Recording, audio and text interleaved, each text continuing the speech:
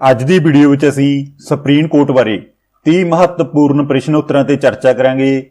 ਇਹਨਾਂ ਪ੍ਰਸ਼ਨ ਉੱਤਰਾਂ ਦੇ ਚਰਚਾ ਕਰਨ ਉਪਰੰਤ ਤੁਸੀਂ ਜਾਣ ਜਾਓਗੇ ਕਿ ਸੁਪਰੀਮ ਕੋਰਟ ਦੇ ਕੀ ਕੰਮ ਹਨ, ਸੁਪਰੀਮ ਕੋਰਟ ਦੇ ਜੱਜਾਂ ਦੀ ਨਿਯੁਕਤੀ ਕਿਵੇਂ ਕੀਤੀ ਜਾਂਦੀ ਹੈ, ਇਹਨਾਂ ਦੀ ਤਨਖਾਹ ਕਿੰਨੀ ਹੈ, ਸੁਪਰੀਮ ਕੋਰਟ ਦੇ ਜੱਜਾਂ ਕੋਲ ਕਿਹੜੀਆਂ-ਕਿਹੜੀਆਂ ਸ਼ਕਤੀਆਂ ਹਨ। ਆਓ ਸ਼ੁਰੂ ਕਰਦੇ ਹਾਂ ਅੱਜ ਦੀ ਵੀਡੀਓ। ਪਹਿਲਾ ਸਵਾਲ, ਭਾਰਤ ਵਿੱਚ किस प्रकार की न्याय प्रणाली अपनाई गई है? इसका सही उत्तर है अकैरी प्रणाली। भारत विच न्याय प्रणाली की सब तो उपरली शाखा है सुप्रीम कोर्ट। इते इस तो हेठां हाई कोर्ट आउंदियां हन अते इस तो हेठां डिस्ट्रिक्ट कोर्ट। ये सारे एक कड़ी के रूप विच वजे हुए हन। भाव जेकर असीं जिला अदालत विच कोई मुकदमा दर्ज करदे हां अते असीं उसदे फैसले नाल संतुष्ट नहीं तां असीं हाई कोर्ट विच जा सकदे हां ਅਤੇ ਜੇਕਰ ਅਸੀਂ ਹਾਈ ਕੋਰਟ ਦੇ ਫੈਸਲੇ ਨਾਲ ਸੰਤੁਸ਼ਟ ਨਹੀਂ ਹਾਂ ਤਾਂ ਸੁਪਰੀਮ ਕੋਰਟ ਵਿੱਚ ਜਾ ਸਕਦੇ ਹਾਂ। ਭਾਵ ਨਿਆਂ ਪ੍ਰਣਾਲੀ ਦੇ ਸਾਰੀਆਂ ਸੰਸਥਾਵਾਂ ਆਪਸ ਵਿੱਚ ਜੁੜੀਆਂ ਹੋਈਆਂ ਹਨ। ਆਪ ਜੀ ਦੀ ਜਾਣਕਾਰੀ ਲਈ ਦੱਸਣਾ ਚਾਹਾਂਗਾ ਕਿ ਸਰਕਾਰ ਦੇ 3 ਅੰਗ ਹੁੰਦੇ ਹਨ। ਪਹਿਲਾ ਵਿਧਾਨ ਪਾਲਿਕਾ, ਦੂਜਾ ਕਾਰਜਪਾਲਿਕਾ, ਤੀਜਾ ਨਿਆਂਪਾਲਿਕਾ। ਵਿਧਾਨ ਪਾਲਿਕਾ ਦਾ ਕੰਮ ਹੁੰਦਾ ਹੈ ਕਾਨੂੰਨਾਂ ਨੂੰ ਬਣਾਉਣਾ, ਕਾਰਜਪਾਲਿਕਾ ਦਾ ਉਹਨਾਂ ਕਾਨੂੰਨਾਂ ਨੂੰ ਲਾਗੂ ਕਰਨਾ ਅਤੇ ਨਿਆਂਪਾਲਿਕਾ ਦਾ ਕੰਮ ਉਹਨਾਂ ਕਾਨੂੰਨਾਂ ਦੇ ਅਨੁਸਾਰ ਨਿਆਂ ਕਰਨਾ ਜਾਂ ਜੋ ਵਿਧਾਨ ਪਾਲਿਕਾ ਦੁਆਰਾ ਕਾਨੂੰਨ ਬਣਾਇਆ ਜਾਂਦਾ ਹੈ ਉਸ ਦੀ ਸੰਵਿਧਾਨਕ ਤੌਰ ਤੇ ਜਾਂਚ ਕਰਨੀ। ਅਗਲਾ ਸਵਾਲ ਭਾਰਤ ਦੇ ਸੰਵਿਧਾਨ ਦੇ ਕਿਸ ਭਾਗ ਵਿੱਚ ਸੁਪਰੀਮ ਕੋਰਟ ਦੀ ਵਿਵਸਥਾ ਕੀਤੀ ਗਈ ਹੈ? ਇਸ ਦਾ ਸਹੀ ਉੱਤਰ ਹੈ ਭਾਗ 5 ਵਿੱਚ। ਸੰਵਿਧਾਨ ਦਾ ਭਾਗ 5 ਜੋ ਕੇਂਦਰੀ ਸਰਕਾਰ ਨਾਲ ਸੰਬੰਧਿਤ ਹੈ ਉਹ ਆਰਟੀਕਲ 52 ਤੋਂ ਲੈ ਕੇ 151 ਤੱਕ ਹੈ। ਜੇਕਰ ਅਸੀਂ ਹੋਰ ਆਪਸ਼ਨਾਂ ਦੀ ਗੱਲ ਕਰੀਏ ਤਾਂ ਭਾਰਤੀ ਸੰਵਿਧਾਨ ਦਾ ਭਾਗ ਦੂਜਾ ਨਾਗਰਿਕਤਾ ਨਾਲ ਸੰਬੰਧਿਤ ਹੈ ਜੋ ਕਿ ਆਰਟੀਕਲ 5 ਤੋਂ ਲੈ ਕੇ 11 ਤੱਕ ਹੈ। ਭਾਰਤ ਦੇ ਸੰਵਿਧਾਨ ਦੇ ਭਾਗ ਤੀਜੇ ਨੂੰ ਮੈਗਨਾ ਕਾਰਟਾ ਕਿਹਾ ਜਾਂਦਾ ਹੈ ਕਿਉਂਕਿ ਇਸ ਦੇ ਵਿੱਚ ਮੌਲਿਕ ਅਧਿਕਾਰ ਹਨ ਜੋ ਕਿ ਅਨੁਛੇਦ 12 ਤੋਂ ਲੈ ਕੇ 35 ਤੱਕ ਹਨ। ਭਾਰਤੀ ਸੰਵਿਧਾਨ ਦੇ ਭਾਗ ਚੌਥੇ ਵਿੱਚ ਆਰਟੀਕਲ 36 ਤੋਂ ਲੈ ਕੇ 51 ਤੱਕ ਰਾਜ ਦੀ ਨੀਤੀ ਦੇ ਨਿਰਦੇਸ਼ਕ ਸਿਧਾਂਤ ਹਨ। ਭਾਵ ਰਾਜ ਨੂੰ ਕੀ ਕਰਨਾ ਚਾਹੀਦਾ ਹੈ ਇਸ ਬਾਰੇ ਭਾਰਤੀ ਸੰਵਿਧਾਨ ਦੇ ਭਾਗ ਚੌਥੇ ਵਿੱਚ ਦੱਸਿਆ ਗਿਆ ਹੈ। ਅਗਲਾ ਸਵਾਲ, ਭਾਰਤ ਵਿੱਚ ਸੁਪਰੀਮ ਕੋਰਟ ਦੀ ਸਥਾਪਨਾ ਕੀਤੀ ਗਈ ਹੈ। ਇਸ ਦਾ ਸਹੀ ਉੱਤਰ ਹੈ 1935 ਭਾਰਤ ਸ਼ਾਸਨ ਐਕਟ ਦੁਆਰਾ। ਭਾਰਤੀ ਸੰਵਿਧਾਨ ਵਿੱਚ ਜੋ 395 ਅਨੁਛੇਦ ਹਨ ਉਹਨਾਂ ਵਿੱਚ 250 ਤੋਂ ਵੱਧ ਅਨੁਛੇਦ ਭਾਰਤ ਸ਼ਾਸਨ ਐਕਟ 1935 ਵਿੱਚੋਂ ਲਏ ਗਏ ਹਨ ਅਤੇ ਇਸੇ ਐਕਟ ਤਹਿਤ ਭਾਰਤ ਵਿੱਚ ਫੈਡਰਲ ਕੋਰਟ ਦੀ ਸਥਾਪਨਾ ਕੀਤੀ ਗਈ ਸੀ ਜੋ ਕਿ 1 ਅਕਤੂਬਰ 1937 ਨੂੰ ਬਣਾਈ ਗਈ ਸੀ। ਵਰਤਮਾਨ ਸਮੇਂ ਫੈਡਰਲ ਕੋਰਟ ਦਾ ਨਾਮ ਬਦਲ ਕੇ ਹੀ ਸੁਪਰੀਮ ਕੋਰਟ ਕਰ ਦਿੱਤਾ ਗਿਆ ਹੈ। ਫੈਡਰਲ ਕੋਰਟ 1937 ਤੋਂ 1950 ਤੱਕ ਕਾਰਜ ਕਰਦੀ ਰਹੀ ਜਿਸ ਦਾ ਮੁੱਖ ਕੰਮ ਪ੍ਰਾਂਤਾਂ ਦੇ ਆਪਸੀ ਝਗੜਿਆਂ ਦਾ ਨਿਪਟਾਰਾ ਕਰਨਾ ਸੀ ਅਤੇ ਇਸ ਦਾ ਨਾਮ ਬਦਲ ਕੇ ਸੁਪਰੀਮ ਕੋਰਟ 28 ਜਨਵਰੀ 1950 ਨੂੰ ਕਰ ਦਿੱਤਾ ਗਿਆ। ਅਗਲਾ ਸਵਾਲ, ਮੂਲ ਸੰਵਿਧਾਨ ਵਿੱਚ ਸੁਪਰੀਮ ਕੋਰਟ ਦੇ ਜੱਜਾਂ ਦੀ ਗਿਣਤੀ ਕਿੰਨੀ ਸੀ? ਇਸ ਦਾ ਸਹੀ ਉੱਤਰ ਹੈ 8 ਜੱਜ। ਭਾਵ ਇੱਕ ਮੁੱਖ ਜੱਜ ਅਤੇ ਉਸਦੇ 7 ਹੋਰ ਸਹਾਇਕ ਜੱਜ। ਜਦੋਂ 26 ਜਨਵਰੀ 1950 ਨੂੰ ਭਾਰਤ ਦਾ ਸੰਵਿਧਾਨ ਲਾਗੂ ਕੀਤਾ ਗਿਆ ਤਾਂ ਉਸ ਸਮੇਂ ਸੁਪਰੀਮ ਕੋਰਟ ਦੇ ਜੱਜਾਂ ਦੀ ਗਿਣਤੀ 8 ਨਿਸ਼ਚਿਤ ਕੀਤੀ ਗਈ ਸੀ। ਪਰੰਤੂ ਭਾਰਤ ਵਿੱਚ ਆਬਾਦੀ ਵਧਣ ਨਾਲ ਅਤੇ ਕੇਸਾਂ ਦੀ ਗਿਣਤੀ ਵਧਣ ਨਾਲ ਸਮੇਂ-ਸਮੇਂ ਤੇ ਜੱਜਾਂ ਦੀ ਗਿਣਤੀ ਵੱਧਦੀ ਰਹੀ ਹੈ ਅਤੇ 2019 ਵਿੱਚ ਜੱਜਾਂ ਦੀ ਗਿਣਤੀ ਨੂੰ ਵਧਾ ਕੇ 34 ਕਰ ਦਿੱਤਾ ਗਿਆ ਹੈ। ਇਹਨਾਂ 34 ਵਿੱਚ ਇੱਕ ਸੁਪਰੀਮ ਕੋਰਟ ਦਾ ਮੁੱਖ ਜੱਜ ਹੋਵੇਗਾ ਅਤੇ 33 ਉਸਦੇ ਹੋਰ ਸਹਾਇਕ ਜੱਜ ਹੋਣਗੇ। ਭਾਰਤੀ ਸੰਵਿਧਾਨ ਵਿੱਚ ਆਰਟੀਕਲ 124(1) ਵਿੱਚ ਸੁਪਰੀਮ ਕੋਰਟ ਦੀ ਸੰਰਚਨਾ ਬਾਰੇ ਦੱਸਿਆ ਗਿਆ ਹੈ ਕਿ ਸੁਪਰੀਮ ਕੋਰਟ ਦੇ ਜੱਜਾਂ ਦੀ ਗਿਣਤੀ ਕਿੰਨੀ ਹੋਵੇਗੀ। ਅਗਲਾ ਸਵਾਲ, ਸੁਪਰੀਮ ਕੋਰਟ ਦਾ ਪਹਿਲਾ ਮੁੱਖ ਜੱਜ ਕੌਣ ਸੀ? ਇਹ ਸਵਾਲ ਪੇਪਰਾਂ ਵਿੱਚ ਬਹੁਤ ਜ਼ਿਆਦਾ ਵਾਰ ਪੁੱਛਿਆ ਗਿਆ ਹੈ। ਇਸ ਦਾ ਸਹੀ ਉੱਤਰ ਹੈ H.J. ਕਾਣੀਆ। ਆਧੁਨਿਕ ਸੁਪਰੀਮ ਕੋਰਟ ਦੀ ਸਥਾਪਨਾ 28 ਜਨਵਰੀ 1950 ਨੂੰ ਹੋਈ ਸੀ। ਭਾਵ 28 ਜਨਵਰੀ 1950 ਤੋਂ ਬਾਅਦ H.J. ਕਾਣੀਆ ਸੁਪਰੀਮ ਕੋਰਟ ਦਾ ਪਹਿਲਾ ਜੱਜ ਬਣਿਆ ਸੀ। ਭਾਵ ਹੀਰਾ ਲਾਲ ਜੇ ਕਾਣੀਆ 1950 ਤੋਂ ਲੈ ਕੇ 1951 ਤੱਕ ਭਾਰਤੀ ਸੁਪਰੀਮ ਕੋਰਟ ਦੇ ਮੁੱਖ ਜੱਜ ਰਹੇ ਸਨ ਅਤੇ ਕਾਰਜਕਾਲ ਦੌਰਾਨ ਹੀ ਇਹਨਾਂ ਦੀ 1951 ਵਿੱਚ ਮੌਤ ਹੋ ਗਈ ਸੀ। ਜੇਕਰ ਅਸੀਂ ਸੁਪਰੀਮ ਕੋਰਟ ਦੇ ਵਰਤਮਾਨ ਜੱਜ ਦੀ ਗੱਲ ਕਰੀਏ ਤਾਂ ਇਸ ਸਮੇਂ ਸੁਪਰੀਮ ਕੋਰਟ ਦੇ ਮੁੱਖ ਜੱਜ ਹਨ ਸ਼ਰਦ ਅਰਵਿੰਦ ਬੋਬੜੇ ਜੋ ਕਿ ਸੁਪਰੀਮ ਕੋਰਟ ਦੇ 47ਵੇਂ ਮੁੱਖ ਜੱਜ ਹਨ। ਅਗਲਾ ਸਵਾਲ, ਸੁਪਰੀਮ ਕੋਰਟ ਦਾ ਜੱਜ ਬਣਨ ਲਈ ਕੀ ਯੋਗਤਾ ਹੋਣੀ ਚਾਹੀਦੀ ਹੈ?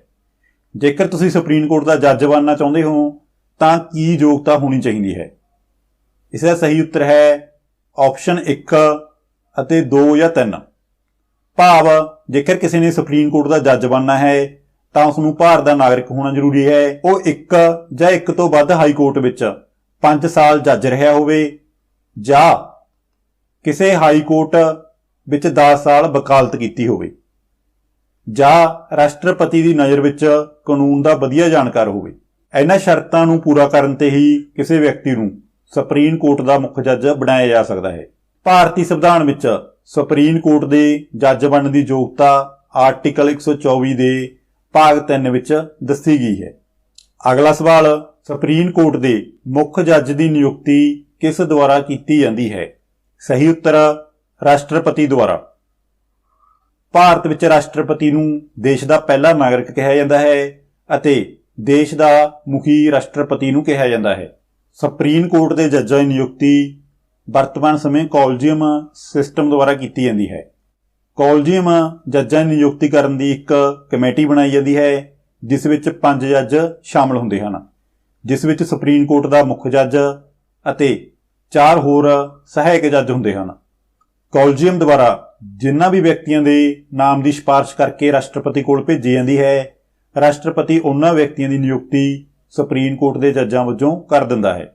ਅਗਲਾ ਸਵਾਲ, ਕਾਲਜੀਅਮ ਵਿੱਚ ਕਿੰਨੇ ਜੱਜ ਹੁੰਦੇ ਹਨ? ਇਸ ਦਾ ਉੱਤਰ ਮੈਂ ਪਹਿਲਾਂ ਹੀ ਦੇ ਚੁੱਕਿਆ ਹਾਂ। ਇਸ ਦਾ ਸਹੀ ਉੱਤਰ ਹੈ 5 ਜੱਜ, 1 ਮੁੱਖ ਜੱਜ ਤੇ 4 ਉਸਦੇ ਸਹਾਇਕ ਜੱਜ। ਅਗਲਾ ਸਵਾਲ, ਸੁਪਰੀਮ ਕੋਰਟ ਦੇ ਮੁੱਖ ਜੱਜ ਨੂੰ ਸਹੁੰ ਕੌਣ ਚੁਕਾਉਂਦਾ ਹੈ? ਸਹੀ ਉੱਤਰ ਰਾਸ਼ਟਰਪਤੀ। ਰਾਸ਼ਟਰਪਤੀ ਹੀ ਸੁਪਰੀਮ ਕੋਰਟ ਦੇ ਮੁੱਖ ਜੱਜ ਦੀ ਨਿਯੁਕਤੀ ਕਰਦਾ ਹੈ। ਰਾਸ਼ਟਰਪਤੀ ਹੀ ਸੁਪਰੀਮ ਕੋਰਟ ਦੇ ਮੁੱਖ ਜੱਜ ਨੂੰ ਸਹੁੰ ਚੁਕਾਉਂਦਾ ਹੈ। ਭਾਰਤੀ ਸੰਵਿਧਾਨ ਦੇ ਆਰਟੀਕਲ 124 ਦੇ ਭਾਗ 6 ਵਿੱਚ ਇਹ ਕਿਹਾ ਗਿਆ ਹੈ, ਸੁਪਰੀਮ ਕੋਰਟ ਦੇ ਮੁੱਖ ਜੱਜ ਨੂੰ ਭਾਰਤ ਦਾ ਰਾਸ਼ਟਰਪਤੀ ਸਹੁੰ ਚੁਕਾਵੇਗਾ। ਅਗਲਾ ਸਵਾਲ, ਸੁਪਰੀਮ ਕੋਰਟ ਦਾ ਜੱਜ ਬਣਨ ਲਈ ਕਿੰਨੀ ਉਮਰ ਹੋਣੀ ਚਾਹੀਦੀ ਹੈ? ਸਹੀ ਉੱਤਰ ਉਪਰੋਕਤ ਵਿੱਚੋਂ ਕੋਈ ਨਹੀਂ। ਭਾਰਤੀ ਸੰਵਿਧਾਨ ਵਿੱਚ ਇਹ ਕਿਤੇ ਵੀ ਜ਼ਿਕਰ ਨਹੀਂ ਕੀਤਾ ਗਿਆ ਕਿ ਭਾਰਤ ਦਾ ਸੁਪਰੀਮ ਕੋਰਟ ਦਾ ਜੱਜ ਬਣਨ ਲਈ ਕਿੰਨੀ ਉਮਰ ਹੋਣੀ ਚਾਹੀਦੀ ਹੈ। ਜੇਕਰ ਅਸੀਂ ਹੋਰ ਆਪਸ਼ਨਾਂ ਦੀ ਗੱਲ ਕਰੀਏ ਤਾਂ ਭਾਰਤ ਵਿੱਚ ਲੋਕ ਸਭਾ ਦਾ ਮੈਂਬਰ ਬਣਨ ਲਈ ਜਾਂ ਪ੍ਰਧਾਨ ਮੰਤਰੀ ਬਣਨ ਲਈ ਉਮਰ 25 ਸਾਲ ਹੋਣੀ ਚਾਹੀਦੀ ਹੈ। ਰਾਜ ਸਭਾ ਦਾ ਮੈਂਬਰ ਬਣਨ ਲਈ ਉਮਰ 30 ਸਾਲ ਹੋਣੀ ਚਾਹੀਦੀ ਹੈ ਅਤੇ ਭਾਰਤ ਦਾ ਰਾਸ਼ਟਰਪਤੀ ਬਣਨ ਲਈ ਉਮਰ 35 ਸਾਲ ਹੋਣੀ ਚਾਹੀਦੀ ਹੈ। ਅਗਲਾ ਸਵਾਲ, ਕਿਸੇ ਸੰਵਿਧਾਨਕ ਮਾਮਲੇ ਦੀ ਸੁਣਵਾਈ ਲਈ ਘੱਟੋ ਘੱਟ ਕਿੰਨੇ ਜੱਜਾਂ ਦਾ ਬੈਚ ਹੋਣਾ ਜ਼ਰੂਰੀ ਹੈ? ਸਹੀ ਉੱਤਰ 5 ਜੱਜਾਂ ਦਾ। ਜੇਕਰ ਕਿਸੇ ਵੀ ਸੰਵਿਧਾਨਕ ਮਾਮਲੇ ਦੀ ਸੁਣਵਾਈ ਸੁਪਰੀਮ ਕੋਰਟ ਵਿੱਚ ਕੀਤੀ ਜਾਂਦੀ ਹੈ ਤਾਂ ਘੱਟੋ ਘੱਟ 5 ਜੱਜਾਂ ਦਾ ਬੈਚ ਹੀ ਉਸ ਮਾਮਲੇ ਦੀ ਸੁਣਵਾਈ ਕਰ ਸਕਦਾ ਹੈ। ਅਗਲਾ ਸਵਾਲ, ਸੁਪਰੀਮ ਕੋਰਟ ਦੇ ਜੱਜ ਕਿੰਨੀ ਉਮਰ ਤੱਕ ਆਪਣੇ ਅਹੁਦੇ ਉੱਤੇ ਰਹਿ ਸਕਦੇ ਹਨ? ਸਹੀ ਉੱਤਰ 65 ਸਾਲ ਦੀ ਉਮਰ ਤੱਕ। ਸੁਪਰੀਮ ਕੋਰਟ ਦਾ ਜੱਜ 65 ਸਾਲ ਦੀ ਉਮਰ ਤੱਕ ਅਤੇ ਹਾਈ ਕੋਰਟ ਦਾ ਜੱਜ 62 ਸਾਲ ਦੀ ਉਮਰ ਤੱਕ ਆਪਣੇ ਅਹੁਦੇ ਉੱਤੇ ਰਹਿ ਸਕਦਾ ਹੈ। ਅਗਲਾ ਸਵਾਲ, ਸੁਪਰੀਮ ਕੋਰਟ ਦੇ ਮੁੱਖ ਜੱਜ ਦੀ ਤਨਖਾਹ ਕਿੰਨੀ ਹੁੰਦੀ ਹੈ? ਸਹੀ ਉੱਤਰ 2,80,000 ਰੁਪਏ। ਮੁੱਖ ਜੱਜ ਦੀ ਤਨਖਾਹ 2,80,000 ਰੁਪਏ ਹੁੰਦੀ ਹੈ ਅਤੇ ਸੁਪਰੀਮ ਕੋਰਟ ਦੇ ਹੋਰ ਜੱਜਾਂ ਦੀ ਤਨਖਾਹ 2,50,000 ਹੁੰਦੀ ਹੈ। ਮਹੱਤਵਪੂਰਨ ਅਹੁਦਿਆਂ ਤੇ ਨਿਯੁਕਤ ਵਿਅਕਤੀ ਦੀ ਤਨਖਾਹ ਦੀ ਗੱਲ ਕਰੀਏ ਤਾਂ ਭਾਰਤ ਵਿੱਚ ਸਭ ਤੋਂ ਵੱਧ ਤਨਖਾਹ ਭਾਰਤ ਦੇ ਰਾਸ਼ਟਰਪਤੀ ਦੀ ਹੁੰਦੀ ਹੈ ਜੋ ਕਿ 5 ਲੱਖ ਹੈ। ਇਸ ਤੋਂ ਬਾਅਦ ਵਾਈਸ ਪ੍ਰੈਜ਼ੀਡੈਂਟ ਭਾਵ ਉਪ ਰਾਸ਼ਟਰਪਤੀ ਜੋ ਕਿ 4 ਲੱਖ ਹੈ। ਭਾਰਤ ਦੇ ਪੀਐਮ ਪ੍ਰਾਈਮ ਮਿਨਿਸਟਰ ਭਾਵ ਪ੍ਰਧਾਨ ਮੰਤਰੀ ਦੀ ਤਨਖਾਹ 2,80,000 ਰੁਪਏ ਹੁੰਦੀ ਹੈ ਅਤੇ ਸੁਪਰੀਮ ਕੋਰਟ ਦੇ ਮੁੱਖ ਜੱਜ ਦੀ ਤਨਖਾਹ ਵੀ 2,80,000 ਰੁਪਏ ਹੁੰਦੀ ਹੈ ਅਤੇ ਜੋ ਰਾਜਾਂ ਵਿੱਚ ਗਵਰਨਰ ਨਿਯੁਕਤ ਕੀਤੇ ਜਾਂਦੇ ਹਨ ਉਹਨਾਂ ਦੀ ਤਨਖਾਹ 3,50,000 ਰੁਪਏ ਹੁੰਦੀ ਹੈ। ਲਈ ਤੁਸੀਂ ਯਾਦ ਰੱਖਣਾ ਹੈ ਕਿ ਭਾਰਤ ਵਿੱਚ ਸਭ ਤੋਂ ਵੱਧ ਤਨਖਾਹ ਰਾਸ਼ਟਰਪਤੀ ਭਾਵ ਪ੍ਰੈਜ਼ੀਡੈਂਟ ਦੀ ਹੁੰਦੀ ਹੈ ਜੋ ਕਿ 5 ਲੱਖ ਰੁਪਏ ਹੈ। ਇਸ ਤੋਂ ਬਾਅਦ ਉਪ ਰਾਸ਼ਟਰਪਤੀ ਤਨਖਾਹ 4 ਲੱਖ ਹੁੰਦੀ ਹੈ ਅਤੇ ਭਾਰਤ ਵਿੱਚ ਸੁਪਰੀਮ ਕੋਰਟ ਦੇ ਮੁੱਖ ਜੱਜ ਦੀ ਤਨਖਾਹ 2,80,000 ਰੁਪਏ ਅਤੇ ਹੋਰ ਜੱਜਾਂ ਦੀ ਤਨਖਾਹ 2,50,000 ਰੁਪਏ ਹੁੰਦੀ ਹੈ। ਅਗਲਾ ਸਵਾਲ, ਸੁਪਰੀਮ ਕੋਰਟ ਦੇ ਜੱਜਾਂ ਨੂੰ ਉਹਨਾਂ ਦੇ ਅਹੁਦੇ ਤੋਂ ਵੱਖ ਕਰਨ ਦਾ ਅਧਿਕਾਰ ਕਿਸ ਕੋਲ ਹੈ? ਇਸ ਦਾ ਸਹੀ ਉੱਤਰ ਹੈ ਸੰਸਦ ਕੋਲ। ਜਦੋਂ ਅਸੀਂ ਸੰਸਦ ਦੀ ਗੱਲ ਕਰਦੇ ਹਾਂ ਤਾਂ ਇਸ ਵਿੱਚ ਤਿੰਨ ਚੀਜ਼ਾਂ ਸ਼ਾਮਲ ਹੁੰਦੀਆਂ ਹਨ। ਪਹਿਲੀ ਲੋਕ ਸਭਾ, ਦੂਸਰੀ ਰਾਜ ਸਭਾ, ਤੀਸਰਾ ਭਾਰਤ ਦਾ ਰਾਸ਼ਟਰਪਤੀ। ਇਹਨਾਂ ਤਿੰਨਾਂ ਨੂੰ ਮਿਲਾ ਕੇ ਹੀ ਸੰਸਦ ਬਣਦੀ ਹੈ। ਸੁਪਰੀਮ ਕੋਰਟ ਦੇ ਜੱਜਾਂ ਨੂੰ ਹਟਾਉਣ ਦਾ ਅਧਿਕਾਰ ਸਿਰਫ ਸੰਸਦ ਕੋਲ ਹੈ। ਸੁਪਰੀਮ ਕੋਰਟ ਦੇ ਜੱਜਾਂ ਨੂੰ ਸਿਰਫ ਸਾਬਤ ਕਦਾਚਾਰ ਜਾਂ ਅਸਮਰਥਾ, ਅੰਗਰੇਜ਼ੀ ਵਿੱਚ ਦੇਖੀਏ ਤਾਂ ਮਿਸਬਿਹੇਵੀਅਰ ਜਾਂ ਇਨਕੈਪੈਸਿਟੀ ਕਰਕੇ ਹੀ ਉਹਨਾਂ ਦੇ ਅਹੁਦੇ ਤੋਂ ਹਟਾਇਆ ਜਾ ਸਕਦਾ ਹੈ। ਜੇਕਰ ਸੁਪਰੀਮ ਕੋਰਟ ਦਾ ਕੋਈ ਜੱਜ ਮਿਸਬਿਹੇਵੀਅਰ ਕਰਦਾ ਹੈ ਜਾਂ ਉਹ ਆਪਣੇ ਕਾਰਜ ਕਰਨ ਤੋਂ ਅਸਮਰਥ ਹੈ ਤਾਂ ਉਸ ਦੇ ਖਿਲਾਫ ਭਾਰਤੀ ਸੰਸਦ ਦੇ ਕਿਸੇ ਵੀ ਸਦਨ ਵਿੱਚ ਪ੍ਰਸਤਾਵ ਲਿਆਂਦਾ ਜਾ ਸਕਦਾ ਹੈ ਕਿ ਭਾਰਤੀ ਸੰਸਦ ਦੇ ਦੋ ਸਦਨ ਹਨ, ਇੱਕ ਲੋਕ ਸਭਾ ਅਤੇ ਦੂਸਰਾ ਰਾਜ ਸਭਾ। ਜੇਕਰ ਇਹ ਪ੍ਰਸਤਾਵ ਲੋਕ ਸਭਾ ਵਿੱਚ ਲੈ ਕੇ ਆਉਣਾ ਹੈ ਤਾਂ ਲੋਕ ਸਭਾ ਦੇ 100 ਮੈਂਬਰ ਸਪੀਕਰ ਨੂੰ ਇਹ ਲਿਖਤੀ ਰੂਪ ਵਿੱਚ ਲਿਖ ਕੇ ਦੇਣ ਕਿ ਇਸ ਸੁਪਰੀਮ ਕੋਰਟ ਦੇ ਜੱਜ ਨੂੰ ਇਸ ਦੇ ਅਹੁਦੇ ਤੋਂ ਹਟਾਇਆ ਜਾਵੇ। ਜੇਕਰ ਰਾਜ ਸਭਾ ਵਿੱਚ ਇਹ ਪ੍ਰਸਤਾਵ ਪਹਿਲਾਂ ਲੈ ਕੇ ਆਉਣਾ ਹੈ ਤਾਂ ਰਾਜ ਸਭਾ ਦੇ 50 ਮੈਂਬਰਾਂ ਦੁਆਰਾ ਲਿਖਤੀ ਤੌਰ ਤੇ ਚੇਅਰਮੈਨ ਨੂੰ ਇੱਕ ਪ੍ਰਸਤਾਵ ਦੇਣਾ ਜ਼ਰੂਰੀ ਹੈ ਜਿਸ ਵਿੱਚ ਸੁਪਰੀਮ ਕੋਰਟ ਦੇ ਜੱਜ ਨੂੰ ਹਟਾਉਣ ਦੀ ਮੰਗ ਕੀਤੀ ਗਈ ਹੋਵੇ। ਫਿਰ ਲੋਕ ਸਭਾ ਦੇ ਸਪੀਕਰ ਜਾਂ ਰਾਜ ਸਭਾ ਦੇ ਚੇਅਰਮੈਨ ਦੀ ਇਹ ਮਰਜ਼ੀ ਹੈ ਕਿ ਉਹ ਪ੍ਰਸਤਾਵ ਨੂੰ ਸਵੀਕਾਰ ਕਰੇ ਜਾਂ ਅਸਵੀਕਾਰ। ਜੇਕਰ ਉਹ ਪ੍ਰਸਤਾਵ ਨੂੰ ਰਿਜੈਕਟ ਕਰ ਦਿੰਦਾ ਹੈ ਤਾਂ ਇਹ ਪ੍ਰਕਿਰਿਆ ਇੱਥੇ ਹੀ ਖਤਮ ਹੋ ਜਾਂਦੀ ਹੈ। ਜੇਕਰ ਸਪੀਕਰ ਜਾਂ ਚੇਅਰਮੈਨ ਇਹ ਪ੍ਰਸਤਾਵ ਨੂੰ ਸਵੀਕਾਰ ਕਰ ਲੈਂਦਾ ਹੈ ਤਾਂ ਉਹ ਇੱਕ 3 ਮੈਂਬਰੀ ਕਮੇਟੀ ਬਣਾਉਂਦਾ ਹੈ ਜੋ ਕਿ ਸੁਪਰੀਮ ਕੋਰਟ ਦੇ ਜੱਜਾਂ ਤੇ ਲੱਗੇ ਮਾਮਲਿਆਂ ਦੀ ਜਾਂਚ ਕਰਦੀ ਹੈ। ਸੰਸਦ ਦੇ ਦੋਨਾਂ ਸਦਨਾਂ ਵਿੱਚ 2/3 ਸਪੈਸ਼ਲ ਬਹੁਮਤ ਨਾਲ ਇਹ ਪ੍ਰਸਤਾਵ ਪਾਸ ਹੋਣਾ ਜ਼ਰੂਰੀ ਹੈ ਕਿ ਸੁਪਰੀਮ ਕੋਰਟ ਦੇ ਜੱਜ ਸਾਬਤ ਕਦਾਚਾਰ ਜਾਂ ਅਸਮਰਥਤਾ ਦੇ ਦੋਸ਼ੀ ਹਨ। ਦੋਨਾਂ ਸਦਨਾਂ ਵਿੱਚੋਂ ਪ੍ਰਸਤਾਵ ਪਾਸ ਹੋਣ ਤੋਂ ਬਾਅਦ ਰਾਸ਼ਟਰਪਤੀ ਕੋਲ ਭੇਜਿਆ ਜਾਂਦਾ ਹੈ ਅਤੇ ਰਾਸ਼ਟਰਪਤੀ ਉਸ ਨੂੰ ਮਨਜ਼ੂਰੀ ਦੇ ਕੇ ਜੱਜਾਂ ਨੂੰ ਉਹਨਾਂ ਦੇ ਅਹੁਦੇ ਤੋਂ ਹਟਾਇਆ ਜਾ ਸਕਦਾ ਹੈ। ਇਸ ਲਈ ਇਹ ਹਟਾਉਣ ਦੀ ਪ੍ਰਕਿਰਿਆ ਕਾਫੀ ਲੰਮੀ ਹੈ। ਅੱਜ ਤੱਕ ਸੁਪਰੀਮ ਕੋਰਟ ਦੇ ਜਾਂ ਹਾਈ ਕੋਰਟ ਦੇ ਕਿਸੇ ਵੀ ਜੱਜ ਨੂੰ ਇੰਪੀਚਮੈਂਟ ਦੁਆਰਾ ਉਹਨਾਂ ਦੇ ਅਹੁਦੇ ਤੋਂ ਨਹੀਂ ਹਟਾਇਆ ਜਾ ਸਕਿਆ ਹੈ। ਅਗਲਾ ਸਵਾਲ, ਸੁਪਰੀਮ ਕੋਰਟ ਦੇ ਕਿਸ ਜੱਜ ਵਿਰੁੱਧ ਅਹੁਦੇ ਤੋਂ ਹਟਾਉਣ ਦੀ ਪ੍ਰਕਿਰਿਆ ਲੋਕ ਸਭਾ ਵਿੱਚ ਸ਼ੁਰੂ ਕੀਤੀ ਗਈ ਸੀ? ਭਾਵ ਲੋਕ ਸਭਾ ਵਿੱਚ 100 ਮੈਂਬਰਾਂ ਨੇ ਲਿਖਤੀ ਰੂਪ ਵਿੱਚ ਸਪੀਕਰ ਨੂੰ ਪ੍ਰਸਤਾਵ ਦਿੱਤਾ ਸੀ ਕਿ ਇਹ ਸੁਪਰੀਮ ਕੋਰਟ ਦੇ ਜੱਜ ਨੂੰ ਅਹੁਦੇ ਤੋਂ ਹਟਾਇਆ ਜਾਵੇ। ਇਸ ਦਾ ਸਹੀ ਉੱਤਰ ਹੈ ਬੀ ਰਾਮਾਸਵਾਮੀ।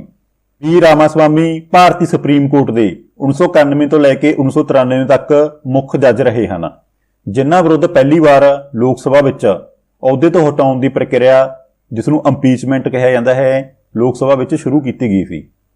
ਸ਼ਰਦ ਅਰਵਿੰਦ ਬੋਬੜੇ ਭਾਰਤੀ ਸੁਪਰੀਮ ਕੋਰਟ ਦੇ ਮੌਜੂਦਾ ਸਮੇਂ 47ਵੇਂ ਮੁੱਖ ਜੱਜ ਹਨ।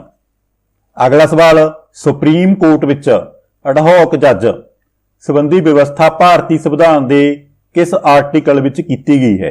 ਅਡਹੌਕ ਜੱਜ ਤੋਂ ਭਾਵ ਹੈ ਜਦੋਂ ਸੁਪਰੀਮ ਕੋਰਟ ਵਿੱਚ ਜੋ ਕਾਰਵਾਈ ਲਈ ਕੋਰਮ ਹੁੰਦਾ ਹੈ ਉਹ ਪੂਰਾ ਨਾ ਹੋ ਰਿਹਾ ਹੋਵੇ ਤਾਂ ਸੁਪਰੀਮ ਕੋਰਟ ਦਾ ਮੁੱਖ ਜੱਜ ਰਾਸ਼ਟਰਪਤੀ ਦੀ ਮਨਜ਼ੂਰੀ ਨਾਲ ਹਾਈ ਕੋਰਟ ਦੇ ਮੁੱਖ ਜੱਜ ਨੂੰ ਸੁਪਰੀਮ ਕੋਰਟ ਵਿੱਚ ਕੰਮ ਕਰਨ ਲਈ ਬੁਲਾ ਸਕਦਾ ਹੈ। ਹਾਈ ਕੋਰਟ ਦੇ ਮੁੱਖ ਜੱਜ ਜਦੋਂ ਸੁਪਰੀਮ ਕੋਰਟ ਵਿੱਚ ਕੰਮ ਕਰਨ ਲਈ ਆਉਂਦੇ ਹਨ ਤਾਂ ਉਹਨਾਂ ਨੂੰ ਅਡਹੌਕ ਜੱਜ ਕਿਹਾ ਜਾਂਦਾ ਹੈ। ਇਸ ਦੀ ਪ੍ਰਕਿਰਿਆ ਭਾਰਤੀ ਸੰਵਿਧਾਨ ਦੇ ਆਰਟੀਕਲ 127 ਵਿੱਚ ਦਿੱਤੀ ਗਈ ਹੈ। ਜੇਕਰ ਅਸੀਂ ਹੋਰ ਆਪਸ਼ਨ ਦੀ ਗੱਲ ਕਰੀਏ ਤਾਂ ਆਰਟੀਕਲ 124(6) ਵਿੱਚ ਦੱਸਿਆ ਗਿਆ ਹੈ ਕਿ ਸੁਪਰੀਮ ਕੋਰਟ ਦੇ ਜੱਜਾਂ ਨੂੰ ਭਾਰਤ ਦਾ ਰਾਸ਼ਟਰਪਤੀ ਸਹੁੰ ਚੁਕਾਉਂਦਾ ਹੈ। ਆਰਟੀਕਲ 125 ਵਿੱਚ ਦੱਸਿਆ ਗਿਆ ਹੈ ਕਿ ਸੁਪਰੀਮ ਕੋਰਟ ਦੇ ਜੱਜਾਂ ਦੀ ਤਨਖਾਹ ਕਿੰਨੀ ਹੋਵੇਗੀ। ਵਰਤਮਾਨ ਸਮੇਂ ਸੁਪਰੀਮ ਕੋਰਟ ਦੇ ਮੁੱਖ ਜੱਜ ਦੀ ਤਨਖਾਹ 2,80,000 ਰੁਪਏ ਅਤੇ ਹੋਰ ਜੱਜਾਂ ਦੀ ਤਨਖਾਹ 2,50,000 ਰੁਪਏ ਪ੍ਰਤੀ ਮਹੀਨਾ ਹੈ। ਅਤੇ 128 ਆਰਟੀਕਲ ਵਿੱਚ ਦੱਸਿਆ ਗਿਆ ਹੈ ਜੇਕਰ ਸੁਪਰੀਮ ਕੋਰਟ ਵਿੱਚ ਕੇਸਾਂ ਦੀ ਗਿਣਤੀ ਬਹੁਤ ਜ਼ਿਆਦਾ ਵੱਧ ਜਾਵੇ ਤਾਂ ਸੁਪਰੀਮ ਕੋਰਟ ਵਿੱਚ ਜੋ ਜੱਜ ਰਿਟਾਇਰ ਹੋ ਜਾਂਦੇ ਹਨ ਉਹਨਾਂ ਨੂੰ ਕੁਝ ਸਮੇਂ ਲਈ ਸੁਪਰੀਮ ਕੋਰਟ ਵਿੱਚ ਜੱਜ ਦੇ ਤੌਰ ਤੇ ਕੰਮ ਕਰਨ ਲਈ ਬੁਲਾਇਆ ਜਾ ਸਕਦਾ ਹੈ। ਅਗਲਾ ਸਵਾਲ, ਸੁਪਰੀਮ ਕੋਰਟ ਦੇ ਅਧਿਕਾਰ ਖੇਤਰ ਵਿੱਚ ਕਿਹੜੇ-ਕਿਹੜੇ ਮੁਕੱਦਮੇ ਸ਼ਾਮਲ ਹੁੰਦੇ ਹਨ? 2 ਜਾਂ 2 ਤੋਂ ਵੱਧ ਰਾਜਾਂ ਦਾ ਆਪਸੀ ਝਗੜਾ ਜਾਂ ਭਾਰਤ ਸਰਕਾਰ ਅਤੇ 1 ਜਾਂ 1 ਤੋਂ ਵੱਧ ਰਾਜਾਂ ਦਾ ਆਪਸੀ ਝਗੜਾ। ਅਜਿਹੇ ਝਗੜੇ ਜਿਨ੍ਹਾਂ ਵਿੱਚ ਭਾਰਤ ਸਰਕਾਰ ਅਤੇ ਕੁਝ ਰਾਜ ਭਾਰਤ ਸਰਕਾਰ ਦੇ ਵੱਲ ਹੋਣ ਅਤੇ ਕੁਝ ਵਿਰੋਧ ਵਿੱਚ, ਜਾਂ ਉਪਰੋਕਤ ਸਾਰੇ। ਇਸ ਦਾ ਸਹੀ ਉੱਤਰ ਹੈ ਉਪਰੋਕਤ ਸਾਰੇ। ਸੁਪਰੀਮ ਕੋਰਟ ਇਹਨਾਂ ਤਿੰਨਾਂ ਤਰ੍ਹਾਂ ਦੇ ਮਾਮਲਿਆਂ ਨੂੰ ਸੁਣ ਸਕਦਾ ਹੈ। ਸੁਪਰੀਮ ਕੋਰਟ ਦੇ ਜੋ ਮੌਲਿਕ ਅਧਿਕਾਰ ਖੇਤਰ ਹਨ ਉਹਨਾਂ ਦਾ ਵਰਣਨ ਆਰਟੀਕਲ 131 ਤੋਂ ਸ਼ੁਰੂ ਹੋ ਜਾਂਦਾ ਹੈ ਕਿ ਕਿੰਨਾ ਮਾਮਲਿਆਂ ਦੀ ਸੁਣਵਾਈ ਸੁਪਰੀਮ ਕੋਰਟ ਵਿੱਚ ਕੀਤੀ ਜਾ ਸਕਦੀ ਹੈ। ਪਰੰਤੂ ਇਹਨਾਂ ਵਿੱਚ ਕੁਝ ਛੋਟਾਂ ਵੀ ਦਿੱਤੀਆਂ ਗਈਆਂ ਹਨ ਕਿ ਜੇਕਰ 2 ਰਾਜਾਂ ਵਿੱਚ ਕੋਈ ਪਾਣੀ ਸੰਬੰਧੀ ਝਗੜਾ ਹੈ ਤਾਂ ਉਸ ਦੀ ਸੁਣਵਾਈ ਸੁਪਰੀਮ ਕੋਰਟ ਵਿੱਚ ਨਹੀਂ ਕੀਤੀ ਜਾ ਸਕਦੀ। ਜਿਨ੍ਹਾਂ ਕਾਨੂੰਨਾਂ ਦੁਆਰਾ ਪਾਣੀ ਦੀ ਵੰਡ ਕੀਤੀ ਗਈ ਹੈ ਉਹਨਾਂ ਦੁਆਰਾ ਹੀ ਨਿਪਟਾਇਆ ਜਾਵੇਗਾ। ਅਜਿਹੀਆਂ ਸੰਧੀਆਂ ਸੰਬੰਧੀ ਝਗੜੇ ਜੋ ਕਿ ਭਾਰਤੀ ਸੰਵਿਧਾਨ ਲਾਗੂ ਹੋਣ ਤੋਂ ਪਹਿਲਾਂ ਹੋਈਆਂ ਸਨ ਉਹਨਾਂ ਬਾਰੇ ਸੁਪਰੀਮ ਕੋਰਟ ਵਿੱਚ ਚਰਚਾ ਨਹੀਂ ਕੀਤੀ ਜਾ ਸਕਦੀ। ਅਗਲਾ ਸਵਾਲ, ਸੰਵਿਧਾਨ ਦਾ ਰੱਖਿਅਕ ਅਤੇ ਵਿਆਖਿਆਕਾਰ ਕਿਸ ਨੂੰ ਕਿਹਾ ਜਾਂਦਾ ਹੈ? ਇਹ ਸਵਾਲ ਪੇਪਰਾਂ ਵਿੱਚ ਬਹੁਤ ਜ਼ਿਆਦਾ ਵਾਰ ਪੁੱਛਿਆ ਗਿਆ ਹੈ ਕਿ ਸੰਵਿਧਾਨ ਦਾ ਰੱਖਿਅਕ ਜਾਂ ਵਿਆਖਿਆਕਾਰ ਕਿਸ ਨੂੰ ਕਿਹਾ ਜਾਂਦਾ ਹੈ। ਇਸ ਦਾ ਸਹੀ ਉੱਤਰ ਹੈ ਭਾਰਤ ਦੀ ਸੁਪਰੀਮ ਕੋਰਟ ਨੂੰ, ਕਿਉਂਕਿ ਸੰਵਿਧਾਨ ਦੇ ਮੌਲਿਕ ਢਾਂਚੇ ਦੀ ਰੱਖਿਆ ਕਰਨਾ ਅਤੇ ਉਸ ਦੀ ਵਿਆਖਿਆ ਕਰਨਾ ਭਾਰਤੀ ਸੁਪਰੀਮ ਕੋਰਟ ਦਾ ਮੁੱਖ ਕੰਮ ਅਤੇ ਫਰਜ਼ ਹੈ। ਭਾਰਤੀ ਸੰਵਿਧਾਨ ਅਨੁਸਾਰ ਸਾਨੂੰ 6 ਮੌਲਿਕ ਅਧਿਕਾਰ ਦਿੱਤੇ ਗਏ ਹਨ। ਜੇਕਰ ਇਹਨਾਂ ਵਿੱਚੋਂ ਕਿਸੇ ਵੀ ਮੌਲਿਕ ਅਧਿਕਾਰ ਦੀ ਉਲੰਘਣਾ ਹੁੰਦੀ ਹੈ ਤਾਂ ਅਸੀਂ ਸਿੱਧਾ ਹੀ ਸੁਪਰੀਮ ਕੋਰਟ ਵਿੱਚ ਜਾ ਸਕਦੇ ਹਾਂ। ਜੇਕਰ ਵਿਧਾਨ ਸਭਾ ਕੋਈ ਅਜਿਹਾ ਕਾਨੂੰਨ ਬਣਾ ਦੇਵੇ ਜੋ ਸੰਵਿਧਾਨ ਦੇ ਵਿਰੁੱਧ ਹੋਵੇ ਤਾਂ ਸੁਪਰੀਮ ਕੋਰਟ ਉਸ ਕਾਨੂੰਨ ਨੂੰ ਪੁਨਰ ਨਿਰੀਖਣ ਦੁਆਰਾ ਰੱਦ ਕਰ ਸਕਦੀ ਹੈ। ਅਗਲਾ ਸਵਾਲ, ਕਿਸ ਨੂੰ ਭਾਰਤੀ ਸੰਵਿਧਾਨ ਦੀ ਆਤਮਾ ਅਤੇ ਦਿਲ ਭਾਵ ਹਾਰਟ ਐਂਡ ਸੋਲ ਕਿਹਾ ਜਾਂਦਾ ਹੈ? ਇਸ ਦਾ ਸਹੀ ਉੱਤਰ ਹੈ ਆਰਟੀਕਲ 32 ਨੂੰ। ਭਾਰਤੀ ਸੰਵਿਧਾਨ ਦਾ ਪਿਤਾਮਾ ਡਾਕਟਰ ਭੀਮ ਰਾਓ ਅੰਬੇਦਕਰ ਨੂੰ ਕਿਹਾ ਜਾਂਦਾ ਹੈ, ਜਿਨ੍ਹਾਂ ਨੇ ਹੀ ਆਰਟੀਕਲ 32 ਨੂੰ ਭਾਰਤੀ ਸੰਵਿਧਾਨ ਦੀ ਆਤਮਾ ਅਤੇ ਦਿਲ ਕਿਹਾ ਹੈ। ਅਗਲਾ ਸਵਾਲ, ਸੁਪਰੀਮ ਕੋਰਟ ਮੌਲਿਕ ਅਧਿਕਾਰਾਂ ਦੇ ਸੰਬੰਧ ਵਿੱਚ ਕਿੰਨੇ ਪ੍ਰਕਾਰ ਦੀ ਰਿਟ ਜਾਰੀ ਕਰ ਸਕਦੀ ਹੈ? ਸਹੀ ਉੱਤਰ 5 ਪ੍ਰਕਾਰ ਦੀ। ਸੁਪਰੀਮ ਕੋਰਟ ਮੌਲਿਕ ਅਧਿਕਾਰਾਂ ਦੇ ਸੰਬੰਧ ਵਿੱਚ 5 ਪ੍ਰਕਾਰ ਦੀ ਰਿਟ ਜਾਰੀ ਕਰ ਸਕਦੀ ਹੈ, ਜਿਨ੍ਹਾਂ ਦੇ ਨਾਮ ਹਨ ਹੈਬੀਅਸ ਕਾਰਪਸ, ਮੈਂਡਾਮਸ, ਸਰਟਰੇਰੀ, ਪ੍ਰਹਿਪਸ਼ਨ ਤੇ ਕਿਊ ਬਰਾਂਟੋ। ਜੇਕਰ ਪੰਜਾਬੀ ਵਿੱਚ ਗੱਲ ਕਰੀਏ ਅਸੀਂ ਤਾਂ ਬੰਦੀ ਪ੍ਰਤੱਖ ਕਰਨ, ਪਰਮਾ ਆਦੇਸ਼, ਉਤਪ੍ਰੇਖਣ ਆਦੇਸ਼, ਮਨਾਹੀ ਆਦੇਸ਼, ਅਧਿਕਾਰ ਪੁੱਛਣ ਦਾ ਆਦੇਸ਼। ਆਪ ਜੀ ਨੂੰ ਇੱਕ ਭਾਰਤੀ ਨਾਗਰਿਕ ਹੋਣ ਦੇ ਨਾਤੇ ਇਹਨਾਂ 5 ਰਿਟਾਂ ਬਾਰੇ ਜਾਣਕਾਰੀ ਹੋਣੀ ਬਹੁਤ ਜ਼ਰੂਰੀ ਹੈ।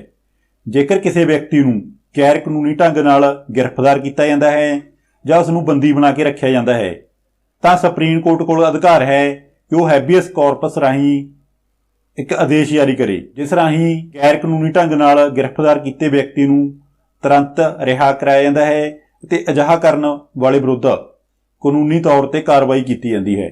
ਮੈਂਡਾਮਸ ਰਾਹੀਂ ਕਿਸੇ ਵੀ ਸਰਕਾਰੀ ਅਧਿਕਾਰੀ ਨੂੰ ਸੁਪਰੀਮ ਕੋਰਟ ਆਪਣੀ ਡਿਊਟੀ ਚੰਗੀ ਤਰ੍ਹਾਂ ਨਿਭਾਉਣ ਦਾ ਆਦੇਸ਼ ਦੇ ਸਕਦੀ ਹੈ। ਜੋ ਸਰਟਰੇਰੀ ਭਾਵ ਉਤਪ੍ਰੇਖਣ ਆਦੇਸ਼ ਹੈ, ਇਸ ਰਾਹੀਂ ਹੇਠਲੀਆਂ ਅਦਾਲਤਾਂ ਵਿੱਚੋਂ ਕਿਸੇ ਮੁਕੱਦਮੇ ਨੂੰ, ਕਿਸੇ ਸੂਚਨਾ ਨੂੰ ਸੁਪਰੀਮ ਕੋਰਟ ਵਿੱਚ ਮੰਗਵਾਇਆ ਜਾ ਸਕਦਾ ਹੈ। ਪ੍ਰਹਿਪਸ਼ਨ ਦੀ ਰਿਟ ਉਸ ਸਮੇਂ ਜਾਰੀ ਕੀਤੀ ਜਾਂਦੀ ਹੈ ਜਦੋਂ ਕੋਈ ਹੇਠਲੇ ਪੱਧਰ ਤੇ ਅਦਾਲਤ ਆਪਣੇ ਅਧਿਕਾਰ ਖੇਤਰ ਤੋਂ ਬਾਹਰ ਜਾ ਕੇ ਕਿਸੇ ਮਾਮਲੇ ਦੀ ਸੁਣਵਾਈ ਕਰ ਰਹੀ ਹੁੰਦੀ ਹੈ ਤਾਂ ਸੁਪਰੀਮ ਕੋਰਟ ਉਸ ਮਾਮਲੇ ਦੀ ਸੁਣਵਾਈ ਤੇ ਰੋਕ ਲਗਾ ਸਕਦੀ ਹੈ ਅਤੇ ਉਸ ਮਾਮਲੇ ਨੂੰ ਉਸ ਅਦਾਲਤ ਦੇ ਜੋ ਅਧਿਕਾਰ ਖੇਤਰ ਵਿੱਚ ਨਹੀਂ ਹੈ ਉਸ ਨੂੰ ਆਪਣੇ ਕੋਲ ਮੰਗਵਾ ਸਕਦੀ ਹੈ। ਕਿਊ ਬਰਾਂਟੋ ਉਸ ਸਮੇਂ ਜਾਰੀ ਕੀਤਾ ਜਾਂਦਾ ਹੈ ਜਦੋਂ ਕੋਈ ਵਿਅਕਤੀ ਕਿਸੇ ਗੈਰ ਕਾਨੂੰਨੀ ਢੰਗ ਨਾਲ ਕਿਸੇ ਅਹੁਦੇ ਉੱਤੇ ਬੈਠਿਆ ਹੋਵੇ ਤਾਂ ਸੁਪਰੀਮ ਕੋਰਟ ਪੁੱਛ ਸਕਦੀ ਹੈ ਕਿ ਇਸ ਅਹੁਦੇ ਦੀ ਵਰਤੋਂ ਕਿਸ ਅਧਿਕਾਰ ਨਾਲ ਕਰ ਰਹੇ ਹੋ। ਅਗਲਾ ਸਵਾਲ, ਸੁਪਰੀਮ ਕੋਰਟ ਦੇ ਅਪੀਲੀ ਅਧਿਕਾਰ ਖੇਤਰ ਵਿੱਚ ਕੀ ਸ਼ਾਮਲ ਹੈ? ਇਸ ਦਾ ਸਹੀ ਉੱਤਰ ਹੈ ਉਪਰੋਕਤ ਸਾਰੇ। ਸੁਪਰੀਮ ਕੋਰਟ ਵਿੱਚ ਸੰਵਿਧਾਨਕ ਮਾਮਲਿਆਂ ਸੰਬੰਧੀ ਅਪੀਲਾਂ, ਦੀਵਾਨੀ ਮਾਮਲਿਆਂ ਸੰਬੰਧੀ ਅਪੀਲਾਂ ਅਤੇ ਫੌਜਦਾਰੀ ਮਾਮਲਿਆਂ ਸੰਬੰਧੀ ਅਪੀਲਾਂ ਸੁਣੀਆਂ ਜਾਂਦੀਆਂ ਹਨ। ਆਪ ਜੀ ਦੀ ਜਾਣਕਾਰੀ ਲਈ ਦੱਸਣਾ ਚਾਹਾਂਗਾ ਕਿ ਦੀਵਾਨੀ ਮਾਮਲੇ ਉਹ ਮਾਮਲੇ ਹੁੰਦੇ ਹਨ ਜਿਨ੍ਹਾਂ ਦਾ ਸੰਬੰਧ ਪੈਸੇ ਦੇ ਲੈਣ ਦੇਣ ਨਾਲ ਹੁੰਦਾ ਹੈ ਅਤੇ ਫੌਜਦਾਰੀ ਮਾਮਲੇ ਉਹ ਮਾਮਲੇ ਹੁੰਦੇ ਹਨ ਜਿਨ੍ਹਾਂ ਦਾ ਸੰਬੰਧ ਲੜਾਈ ਝਗੜਿਆਂ ਨਾਲ ਹੁੰਦਾ ਹੈ। ਅਗਲਾ ਸਵਾਲ ਸੁਪਰੀਮ ਕੋਰਟ ਦੇ ਸਲਾਹਕਾਰੀ ਕਾਰਜਾਂ ਨਾਲ ਸੰਬੰਧਿਤ ਆਰਟੀਕਲ ਹੈ। ਇਸ ਦਾ ਸਹੀ ਉੱਤਰ ਹੈ ਆਰਟੀਕਲ 143। ਰਾਸ਼ਟਰਪਤੀ ਕਿਸੇ ਵੀ ਮਾਮਲੇ ਸੰਬੰਧੀ ਸੁਪਰੀਮ ਕੋਰਟ ਤੋਂ ਸਲਾਹ ਲੈ ਸਕਦਾ ਹੈ ਅਤੇ ਸੁਪਰੀਮ ਕੋਰਟ ਅਜਿਹੀ ਸਲਾਹ ਦੇਣ ਲਈ ਪਾਬੰਦ ਹੋਵੇਗੀ। ਜੇਕਰ ਅਸੀਂ ਹੋਰ ਆਪਸ਼ਨਾਂ ਦੀ ਗੱਲ ਕਰੀਏ ਤਾਂ ਭਾਰਤੀ ਸੰਵਿਧਾਨ ਦਾ ਆਰਟੀਕਲ 132 ਸੰਵਿਧਾਨਕ ਅਪੀਲਾਂ ਨਾਲ, ਆਰਟੀਕਲ 133 ਦੀਵਾਨੀ ਮਾਮਲਿਆਂ ਨਾਲ, ਆਰਟੀਕਲ 134 ਫੌਜਦਾਰੀ ਮਾਮਲਿਆਂ ਸੰਬੰਧੀ ਅਪੀਲਾਂ ਨਾਲ ਸੰਬੰਧਿਤ ਹੈ। ਤੁਸੀਂ ਇਹ ਗੱਲ ਯਾਦ ਰੱਖਣੀ ਹੈ ਕਿ ਆਰਟੀਕਲ 124 ਤੋਂ ਲੈ ਕੇ 147 ਤੱਕ ਜੋ ਵੀ ਆਰਟੀਕਲ ਹਨ ਉਹ ਭਾਰਤ ਦੇ ਸੁਪਰੀਮ ਕੋਰਟ ਨਾਲ ਸੰਬੰਧਿਤ ਹਨ। ਅਗਲਾ ਸਵਾਲ, ਭਾਰਤੀ ਸੰਵਿਧਾਨ ਦੇ ਕਿਸ ਅਨੁਛੇਦ ਰਾਹੀਂ ਪੁਨਰ ਨਿਰੀਖਣ ਦੀ ਵਿਵਸਥਾ ਕੀਤੀ ਗਈ ਹੈ? ਪੁਨਰ ਨਿਰੀਖਣ ਤੋਂ ਭਾਵ ਹੈ ਕਿਸੇ ਵੀ ਮਾਮਲੇ ਜਾਂ ਫੈਸਲੇ ਦਾ ਦੁਬਾਰਾ ਤੋਂ ਨਿਰੀਖਣ ਕਰਨਾ ਕਿ ਉਹ ਸਹੀ ਹੈ ਜਾਂ ਗਲਤ। ਇਸ ਦਾ ਸਹੀ ਉੱਤਰ ਹੈ ਉਪਰੋਕਤ ਸਾਰੇ। ਭਾਰਤੀ ਸੰਵਿਧਾਨ ਵਿੱਚ ਆਰਟੀਕਲ 32 ਰਾਹੀਂ 226 ਅਤੇ 227 ਰਾਹੀਂ ਭਾਰਤੀ ਨਿਆਂ ਪ੍ਰਣਾਲੀ ਨੂੰ ਪੁਨਰ ਨਿਰੀਖਣ ਦੀ ਸ਼ਕਤੀ ਦਿੱਤੀ ਗਈ ਹੈ। ਅਗਲਾ ਸਵਾਲ, ਭਾਰਤੀ ਸੰਵਿਧਾਨ ਦੇ ਬੁਨਿਆਦੀ ਢਾਂਚੇ ਦਾ ਸੰਕਲਪ ਭਾਵ ਬੇਸਿਕ ਸਟਰਕਚਰ ਦਾ ਸੰਕਲਪ ਕਿਸ ਕੇਸ ਦੀ ਦੇਣ ਹੈ? ਸਹੀ ਉੱਤਰ 1973 ਦੇ ਕੇਸ਼ਵਾਨੰਦ ਭਾਰਤੀ ਮੁਕੱਦਮੇ ਦੀ। ਕੇਸ਼ਵਾਨੰਦ ਭਾਰਤੀ ਮੁਕੱਦਮੇ ਦੀ ਸੁਣਵਾਈ 13 ਜੱਜਾਂ ਦੇ ਬੈਂਚ ਨੇ ਕੀਤੀ ਸੀ, ਜੋ ਅੱਜ ਤੱਕ ਕਿਸੇ ਵੀ ਮੁਕੱਦਮੇ ਦੀ ਸੁਣਵਾਈ ਲਈ ਸਭ ਤੋਂ ਵੱਡਾ ਬੈਂਚ ਹੈ। 13 ਮੈਂਬਰੀ ਬੈਂਚ ਨੇ ਇਹ ਆਦੇਸ਼ ਦਿੱਤੇ ਕਿ ਭਾਰਤੀ ਸੰਵਿਧਾਨ ਦੇ ਬੁਨਿਆਦੀ ਢਾਂਚੇ ਨਾਲ ਸੰਸਦ ਛੇੜਛਾੜ ਨਹੀਂ ਕਰ ਸਕਦੀ ਹੈ। ਕੋਈ ਅਜਿਹਾ ਕਾਨੂੰਨ ਨਹੀਂ ਬਣਾ ਸਕਦੀ ਜੋ ਭਾਰਤੀ ਸੰਵਿਧਾਨ ਦੇ ਬੁਨਿਆਦੀ ਢਾਂਚੇ ਦੇ ਖਿਲਾਫ ਹੋਵੇ। ਅਗਲਾ ਸਵਾਲ, ਸੁਪਰੀਮ ਕੋਰਟ ਦਾ ਜੱਜ ਆਪਣਾ ਤਿਆਗ ਪੱਤਰ ਕਿਸ ਨੂੰ ਦਿੰਦਾ ਹੈ? ਇਸ ਦਾ ਸਹੀ ਉੱਤਰ ਹੈ ਰਾਸ਼ਟਰਪਤੀ ਨੂੰ, ਕਿਉਂਕਿ ਭਾਰਤ ਦਾ ਰਾਸ਼ਟਰਪਤੀ ਹੀ ਸੁਪਰੀਮ ਕੋਰਟ ਦੇ ਜੱਜ ਦੀ ਨਿਯੁਕਤੀ ਕਰਦਾ ਹੈ, ਉਸ ਨੂੰ ਸਹੁੰ ਚੁਕਾਉਂਦਾ ਹੈ ਅਤੇ ਉਹ ਆਪਣਾ ਤਿਆਗ ਪੱਤਰ ਵੀ ਰਾਸ਼ਟਰਪਤੀ ਨੂੰ ਹੀ ਦਿੰਦਾ ਹੈ। ਅਗਲਾ ਸਵਾਲ, ਹੁਣ ਤੱਕ ਸੁਪਰੀਮ ਕੋਰਟ ਦੇ ਕਿੰਨੇ ਜੱਜਾਂ ਨੂੰ ਸੰਸਦ ਦੁਆਰਾ ਬਰਖਾਸਤ ਕੀਤਾ ਜਾ ਚੁੱਕਿਆ ਹੈ? ਇਸ ਦਾ ਸਹੀ ਉੱਤਰ ਹੈ ਕੋਈ ਨਹੀਂ। ਅੱਜ ਤੱਕ ਕਿਸੇ ਵੀ ਸੁਪਰੀਮ ਕੋਰਟ ਦੇ ਜੱਜ ਨੂੰ ਇੰਪੀਚਮੈਂਟ, ਅਸਮਰਥਤਾ ਜਾਂ ਸਾਬਤ ਕਦਾਚਾਰ ਦੇ ਆਧਾਰ ਤੇ ਬਰਖਾਸਤ ਨਹੀਂ ਕੀਤਾ ਜਾ ਸਕਿਆ। ਇਹ ਕਾਰਵਾਈ ਸੰਸਦ ਵਿੱਚ ਸ਼ੁਰੂ ਜ਼ਰੂਰ ਹੋਈ ਹੈ, ਪਰੰਤੂ ਅੱਜ ਤੱਕ ਪਾਸ ਨਹੀਂ ਹੋਈ। ਅਗਲਾ ਸਵਾਲ, ਸੁਪਰੀਮ ਕੋਰਟ ਦੇ ਜੱਜਾਂ ਨੂੰ ਵਧਾਉਣ ਦੀ ਮੁੱਖ ਸ਼ਕਤੀ ਕਿਸ ਕੋਲ ਹੈ? ਇਸ ਦਾ ਸਹੀ ਉੱਤਰ ਹੈ ਸੰਸਦ ਕੋਲ। ਸੰਸਦ ਕੋਲ ਇਹ ਸ਼ਕਤੀ ਹੈ ਕਿ ਉਹ ਸੁਪਰੀਮ ਕੋਰਟ ਦੇ ਜੱਜਾਂ ਦੀ ਗਿਣਤੀ ਭਾਰਤ ਵਿੱਚ ਜਨਸੰਖਿਆ ਦੇ ਵਧਣ ਨਾਲ, ਕੇਸਾਂ ਦੀ ਗਿਣਤੀ ਦੇ ਵਧਣ ਨਾਲ ਵਧਾ ਸਕਦੀ ਹੈ। ਜਦੋਂ ਸੰਵਿਧਾਨ ਲਾਗੂ ਹੋਇਆ ਸੀ ਉਸ ਸਮੇਂ ਸੁਪਰੀਮ ਕੋਰਟ ਦੇ ਜੱਜਾਂ ਦੀ ਗਿਣਤੀ 8 ਸੀ ਅਤੇ ਸਮੇਂ-ਸਮੇਂ ਤੇ ਇਹਨਾਂ ਦੀ ਗਿਣਤੀ ਵਧਾਈ ਗਈ ਹੈ ਅਤੇ 2019 ਵਿੱਚ ਇਹਨਾਂ ਦੀ ਗਿਣਤੀ ਵਧਾ ਕੇ 34 ਕਰ ਦਿੱਤੀ ਗਈ ਸੀ। ਅਗਲਾ ਸਵਾਲ, ਆਜ਼ਾਦ ਭਾਰਤ ਦੀ ਪਹਿਲੀ ਮਹਿਲਾ ਜੱਜ ਕੌਣ ਸੀ? ਸਹੀ ਉੱਤਰ ਫਾਤਿਮਾ ਬੀਬੀ। ਫਾਤਿਮਾ ਬੀਬੀ 1999 ਵਿੱਚ ਸੁਪਰੀਮ ਕੋਰਟ ਦੀ ਜੱਜ ਬਣੀ ਸੀ। ਅੱਜ ਤੱਕ ਕੋਈ ਵੀ ਮਹਿਲਾ ਸੁਪਰੀਮ ਕੋਰਟ ਦੀ ਮੁੱਖ ਜੱਜ ਨਹੀਂ ਬਣੀ ਹੈ, ਇਹ ਸਿਰਫ ਜੱਜ ਬਣੀ ਸੀ, ਜਿਸ ਦਾ ਨਾਮ ਤੁਸੀਂ ਯਾਦ ਰੱਖਣਾ ਹੈ ਫਾਤਿਮਾ ਬੀਬੀ। ਜੇਕਰ ਅਸੀਂ ਹੋਰ ਆਪਸ਼ਨਾਂ ਦੀ ਗੱਲ ਕਰੀਏ ਤਾਂ ਮੀਰਾ ਕੁਮਾਰ ਲੋਕ ਸਭਾ ਦੀ ਸਪੀਕਰ ਬਣਨ ਵਾਲੀ ਪਹਿਲੀ ਮਹਿਲਾ ਸੀ ਅਤੇ ਸੁਚੇਤਾ ਕਿਰਪਲਾਨੀ ਇਹ ਪਹਿਲੀ ਮੁੱਖ ਮੰਤਰੀ ਬਣਨ ਵਾਲੀ ਔਰਤ ਸੀ, ਜੋ ਕਿ ਯੂਪੀ ਦੀ ਪਹਿਲੀ ਮਹਿਲਾ ਮੁੱਖ ਮੰਤਰੀ ਬਣੀ ਸੀ। ਅਗਲਾ ਸਵਾਲ, ਸੁਪਰੀਮ ਕੋਰਟ ਦੇ ਮੁੱਖ ਜੱਜ ਅਤੇ ਹੋਰ ਜੱਜਾਂ ਨੂੰ ਤਨਖਾਹ ਕਿੱਥੋਂ ਮਿਲਦੀ ਹੈ? ਸਹੀ ਉੱਤਰ ਭਾਰਤ ਦੇ ਸੰਚਦ ਨਿਧੀ ਫੰਡ ਵਿੱਚੋਂ। ਅਗਲਾ ਸਵਾਲ, ਨਿਆਇਕ ਪੁਨਰ ਨਿਰੀਖਣ ਦਾ ਸਿਧਾਂਤ ਕਿਸ ਦੇਸ਼ ਦੀ ਦੇਣ ਹੈ? ਨਿਆਇਕ ਪੁਨਰ ਨਿਰੀਖਣ ਤੋਂ ਭਾਵ ਹੈ ਕਿਸੇ ਵੀ ਫੈਸਲੇ, ਕਿਸੇ ਵੀ ਕਾਨੂੰਨ ਤੇ ਸੁਪਰੀਮ ਕੋਰਟ ਦੁਬਾਰਾ ਆਪਣਾ ਨਿਰੀਖਣ ਕਰ ਸਕਦੀ ਹੈ ਕਿ ਉਹ ਮਾਮਲਾ ਸਹੀ ਹੈ ਜਾਂ ਗਲਤ। ਇਸ ਦਾ ਸਹੀ ਉੱਤਰ ਹੈ ਅਮਰੀਕਾ ਦੀ। ਨਿਆਇਕ ਪੁਨਰ ਨਿਰੀਖਣ ਦਾ ਸਿਧਾਂਤ ਅਮਰੀਕਾ ਦੇ ਸੰਵਿਧਾਨ ਤੋਂ ਲਿਆ ਗਿਆ ਹੈ। ਉਮੀਦ ਕਰਦਾ ਹਾਂ ਕਿ ਤੁਸੀਂ ਇਹਨਾਂ 30 ਪ੍ਰਸ਼ਨ ਉੱਤਰਾਂ ਨਾਲ ਸੁਪਰੀਮ ਕੋਰਟ ਬਾਰੇ ਚੰਗੀ ਤਰ੍ਹਾਂ ਜਾਣ ਗਏ ਹੋਵੋਗੇ ਅਤੇ ਪੇਪਰਾਂ ਵਿੱਚ ਆਉਣ ਵਾਲੇ ਕਿਸੇ ਵੀ ਸਵਾਲ ਦਾ ਆਸਾਨੀ ਨਾਲ ਉੱਤਰ ਦੇ ਸਕਦੇ ਹੋ। ਜੇਕਰ ਤੁਹਾਨੂੰ ਵੀਡੀਓ ਚੰਗੀ ਲੱਗੀ ਤਾਂ ਇਸ ਵੀਡੀਓ ਨੂੰ ਲਾਈਕ ਕਰ ਦਿਓ ਅਤੇ ਵੱਧ ਤੋਂ ਵੱਧ ਆਪਣੇ ਦੋਸਤਾਂ ਨਾਲ ਸ਼ੇਅਰ ਕਰਨਾ, ਕਿਉਂਕਿ ਗਿਆਨ ਵੰਡਣ ਨਾਲ ਵੱਧਦਾ ਹੈ ਅਤੇ ਤੁਸੀਂ ਰਾਜਨੀਤੀ ਸ਼ਾਸਤਰ ਦੇ ਹੋਰ ਟੌਪਿਕ ਜਿਵੇਂ ਰਾਸ਼ਟਰਪਤੀ, ਪ੍ਰਧਾਨ ਮੰਤਰੀ, ਮੁੱਖ ਮੰਤਰੀ, ਰਾਜਪਾਲ, ਗੁੱਟ ਨਿਰਲੇਪ, ਯੂਨਾਈਟਿਡ ਨੇਸ਼ਨ, ਸਾਰਕ, ਬਹੁਤ ਸਾਰੇ ਟੌਪਿਕਾਂ ਬਾਰੇ ਵੀਡੀਓ ਬਣਾਈਆਂ ਗਈਆਂ ਹਨ ਜੋ ਤੁਹਾਡੇ ਪੇਪਰਾਂ ਲਈ ਬਹੁਤ ਲਾਭਦਾਇਕ ਸਿੱਧ ਹੋਣਗੀਆਂ। ਇਹਨਾਂ ਵੀਡੀਓ ਨੂੰ ਤੁਸੀਂ ਪਲੇਲਿਸਟ ਵਿੱਚ ਜਾ ਕੇ ਜਾਂ ਡਿਸਕ੍ਰਿਪਸ਼ਨ ਬਾਕਸ ਵਿੱਚ ਜਾ ਕੇ ਜ਼ਰੂਰ ਦੇਖਣਾ।